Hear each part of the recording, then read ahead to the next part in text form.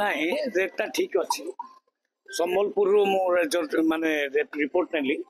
ସମ୍ବଲପୁର ସାଇଟ୍ରେ 26 ଟଙ୍କା ଅଛି ଆଳୁ ରେଟ୍, 26 ଟଙ୍କା 26, ଏବଂ ଏଠି ମଧ୍ୟ 30ରୁ 32 35 ଏଇ ଟାଇପ୍ର ଅଛି। ତେଣୁ ଏତିକି ପାନିକ ହେବା ଆବଶ୍ୟକ ନାହିଁ। ଆଳୁ ସଫିସିଏଣ୍ଟ ଅଛି ଏବଂ ଆଳୁ ମଧ୍ୟ ଠିକ୍ ଅଛି।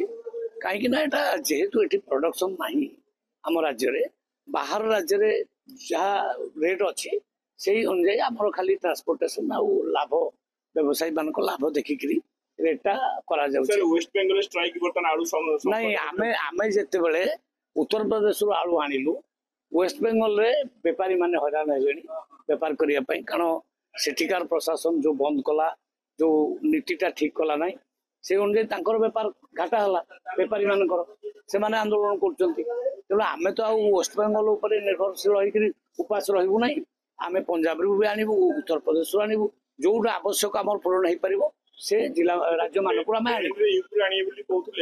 ଦିଟା ଟ୍ରେନ୍ର ବ୍ୟବସ୍ଥା ହଉଛି। ଦିଟା ଟ୍ରେନ୍ ମାନେ 48,000 କ୍ୱିଣ୍ଟାଲ ଆଳୁ ଆସିକିରି ପହଞ୍ଚିବ।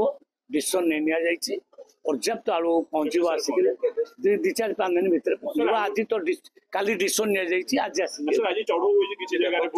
ଚଢଉ ହେଇଛି। ଯୋଉମାନେ ହୋର୍ଡିଂ କରି ରଖିଛନ୍ତି, ଯୋଉମାନେ ମାନେ ମଜୁତକାରୀ, ସେମାନଙ୍କୁ ଉପରେ ଆକ୍ସନ ନିଆଯିବ।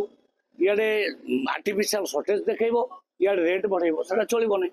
ତେଣୁ ସେଟା ଆକ୍ସନ ନିଆଯାଇଛି। ସାର୍, ଆପଣ ସମ୍ବଲପୁର କଥା କହୁଛନ୍ତି, କିନ୍ତୁ 1 ନମ୍ବର ହାଟରେ ପାଖରେ ହାଟ ଅଛି, ଗୋଦାମ ଅଛି, ସେଠି ସାର୍ 35-40 ବିକୁଛି। କୋଉଠି ମୁଁ ମାନୁଛି ଅଧିକା ରେଟ୍ ଅଛି, କିନ୍ତୁ ଆଭରେଜ ରେଟ୍ ଅଲ୍ ଓଡ଼ିଶାରେ ପ୍ରାୟ 30-35 ଏଇ ଟାଇପ୍ର ଅଛି। କାରଣ ଆମର 1900ଟା ମାନେ ଦୋକାନ ଖୋଲା ହେଇଛି ଟୋଟାଲ ଓଡ଼ିଶାରେ, ଯୋଉଠି 30 ଟଙ୍କାରେ ଚାଉଳ ଏଇ ଯୋଉ ଆଳୁ ମିଳୁଛି।